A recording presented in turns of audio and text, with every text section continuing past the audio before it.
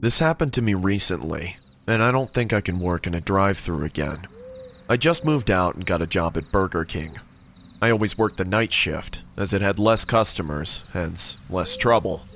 My apartment was a 5-minute walk from my workplace, so I had no issue getting home late. Overall, it was an ideal job for me to begin with. At least, that's what I thought. It was a boring Monday night, and I was sitting by the counter watching YouTube videos when I heard a car pull into the drive-thru.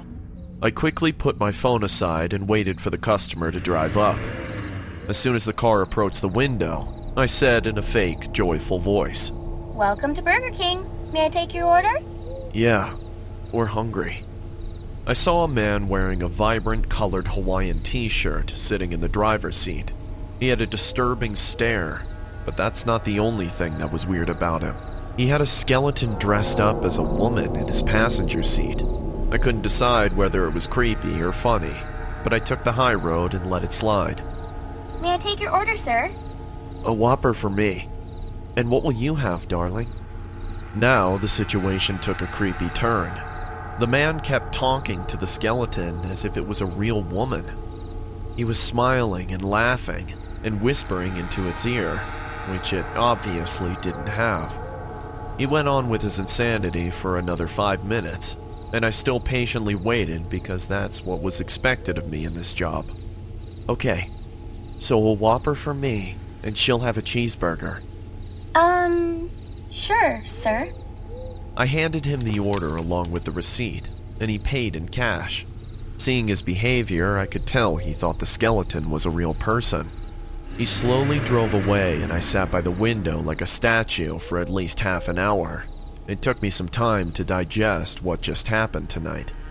After that night, this man became a regular customer.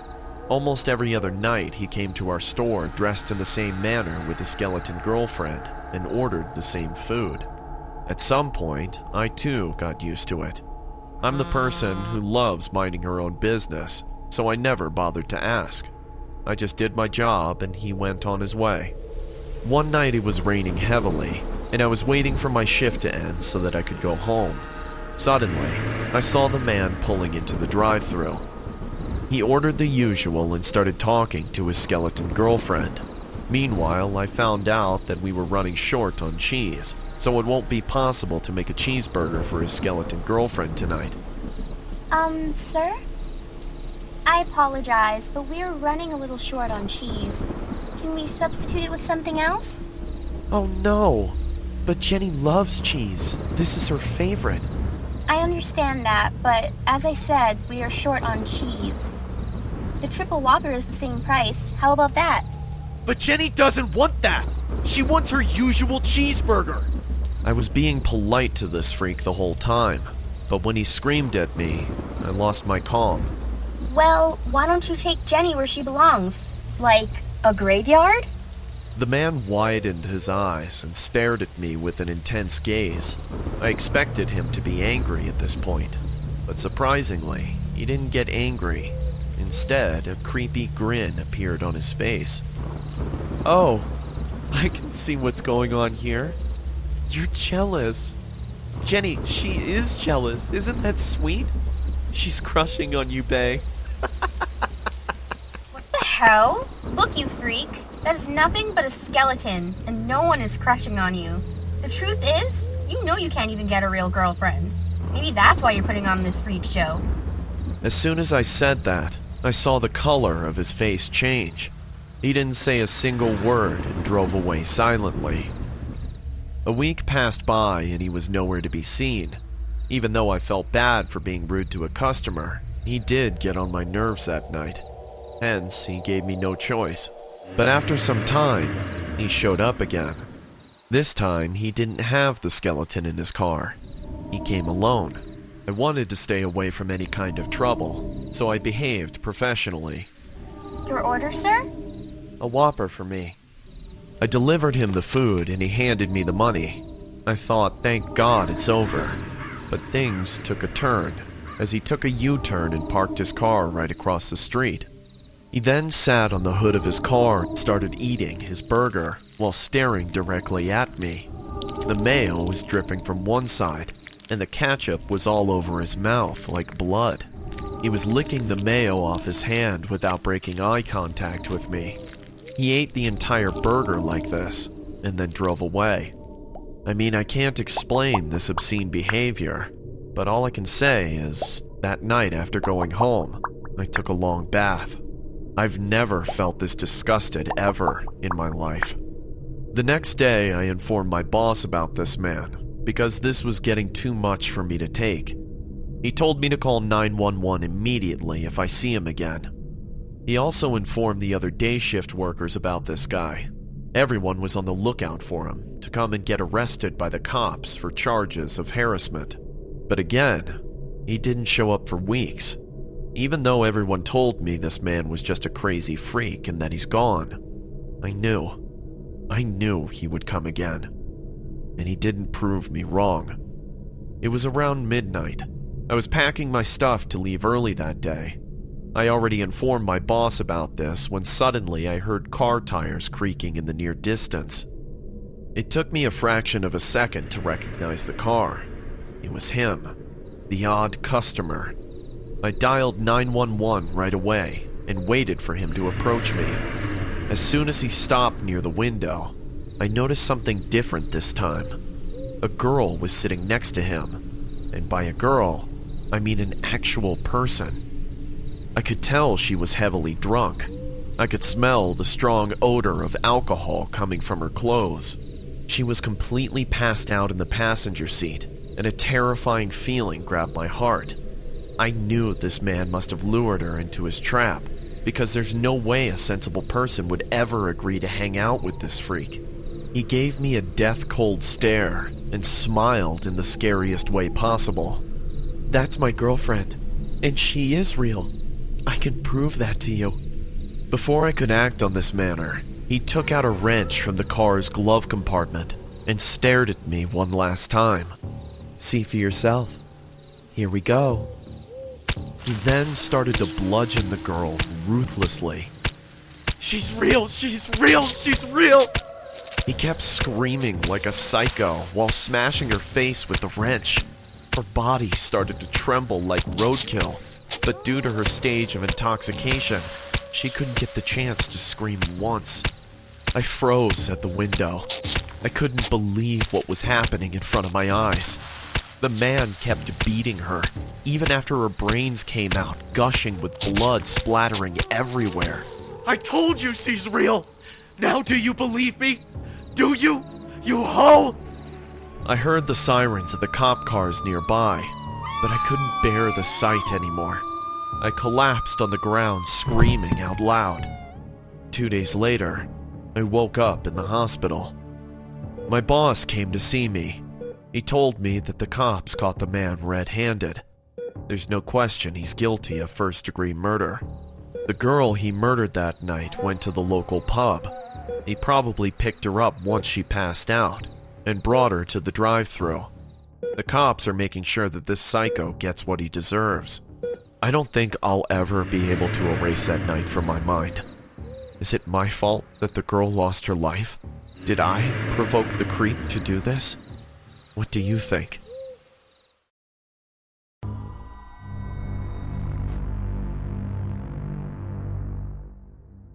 I was a full-time employee at Burger King and had worked a monotonous 10-hour shift every day.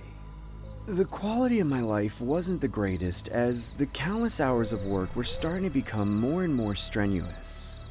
I desperately needed money, as I wanted to move out of my grandfather's house and into a residence of my own. My grandfather took the responsibility of taking care of me since I was an infant, due to the tragic loss of my parents. My mother and father had suffered a fatal car crash which granted my grandfather full custody of me. I began comprehending the news as I got older, but oddly enough wasn't too affected by it, as he fit the bill of being the best caretaker that a kid could ever ask for. Playing duck hunt was one of my favorite things to do whenever I wasn't so busy at work. My grandfather didn't own any consoles that you would usually see in today's modern day, just the old school Nintendo with the classic gun controller. "Hey, Grandpa." "Don't worry about me, son. Pay attention to the game and get that birdie." That's it, Larry. Now go on. Shoot the birdie. Now! Besides entertaining Grandpa with my spectacular duck hunt skills, I was usually serving customers at the drive-thru of Burger King. I always switched back and forth from the kitchen to providing customer service at the front counter. Our location wasn't usually as busy as most Burger King branches, as we were located by the corner of a quiet residential area, and there weren't many teenagers or kids around. Mostly just an older crowd that were either retired or just big fans of our adversary, McDonald's. Working at Burger King for a long duration of my postgraduate time off made me familiarized with the regulars who would come to dine in. I was usually scheduled for the night shift, so the difference in crowd was pretty evident, as our venue always seemed to attract homeless people or loiterers around this time. Then there was this one guy who would always arrive around 9 p.m. every evening dressed as a Burger King mascot. It was pretty evident this guy was either some crazy lunatic or just a really huge Burger King fan who wanted to look the part. I always got a few laughs and giggles every time I saw him, as the mock-up of the Burger King mascot was pretty accurate but at the same time outlandish. As impressive as his getup was, I was more intrigued by the absurd orders he usually requested. I remember him approaching the front counter as I said, "Hi sir, welcome to Burger King. May I take your order?" The mascot then said, "Give me 30 Whoppers." "Sir, are you sure you want 30 Whoppers?" "I said 30 Whoppers! Make Whoppers now!" "Okay, sir, just the sandwiches, or would you like to make it a combo?" "Have it your way." The mascot then placed about $150 on the counter and began walking towards the seating area. I recall him sitting in one of the booths as the employees in the back began preparing the 30 Whoppers. About 10 minutes later, I bring the stack of Whoppers on a tray towards the mascot's table and notice he had his cell phone held up by a salt shaker with the video camera recording. I placed the tray down and casually walked back behind the front counter. I then saw the mascot completely demolish the Whoppers one by one. It appeared he was either filming a mukbang or just had a preposterous craving for Whoppers. I recall seeing the mascot eat a total of around 10 Whoppers out of the bunch and then pass out from the inevitable itis while drooling on the furniture. The time was around 12 a.m., which was when our restaurant closed for in-dining service, and also when it was the end of my shift. I knew in the back of my head that I had to politely escort the man out, so I slowly approach him as I see him snoring heavily. I gently tap his shoulder and say, "Hello, sir. I unfortunately need to ask you to leave as we're closing." "Give me Whopper. Give me Whopper. Give me Whopper." "Sir, I'm politely asking you to leave."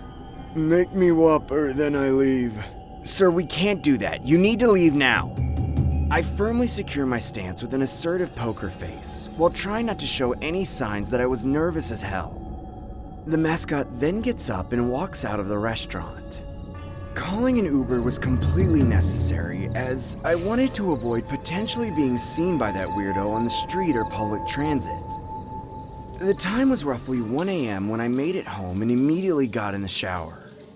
My paranoia began setting in, as all I could hear was weird noises coming from outside my shower curtain.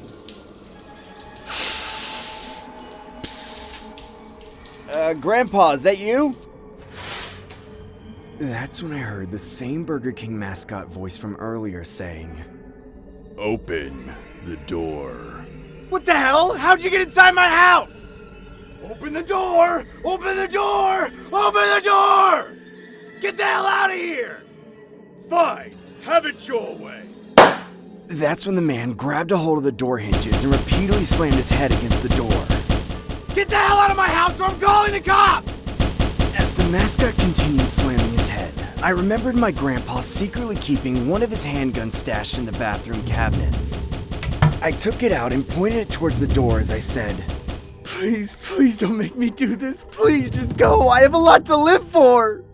"Here's Johnny!" The mascot successfully plummets his head through the door. Just then, I see my grandpa standing next to me. I shout, "Grandpa, help me!" That's it, Larry. Now go on. Shoot the birdie. Now! I pulled the trigger and said, "Look, Grandpa, I did it! I killed the birdie! Aren't you proud of your grandson? I still got it, don't I?"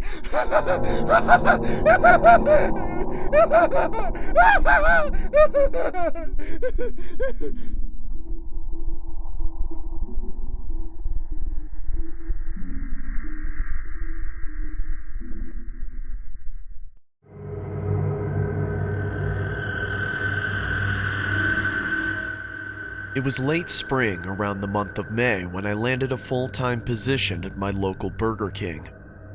The Burger King was about a 15-minute walk from my apartment complex, so getting there wasn't so dreadful of a commute compared to my previous locations of employment. Like I said before, I was a recent hiree, so I was at the stage of getting used to the workplace. The job consisted of tasks such as making food at a fast rate, doing the usual customer service at the drive-thru window and front counter, and of course, the everyday maintenance work around the restaurant to help keep the cleanliness at a reasonable standard. I personally found everything about the job fine, except for the night shifts that my boss would occasionally schedule for me. I unfortunately had to take every shift handed to me, as I was the newbie of the workplace who didn't have the same seniority that the other staff had. I would usually work alongside my coworker Jeff, who was also a new hiree and happened to be around the same age group as myself. We got along pretty well, as he was a humorous, witty kind of guy who would often crack jokes and do silly pranks just to make the lengthy shifts go by. Well, at least with the exception of this older gentleman named Bob. Our boss usually scheduled Bob to work with us during the weekends, including Fridays, as we tend to garner more customers around that time. I honestly felt uncomfortable every time Bob was around, as he always gave me an unsettling smirk and would flirtatiously wink at me whenever Jeff or myself would make eye contact with him. I was honestly convinced he had a thing for young males such as myself, so I did my best to stay professional and be cordial during our work shifts. I remember during one of the day shifts, I went to go use the urinal in the men's washroom, only to see it being occupied by none other than Bob.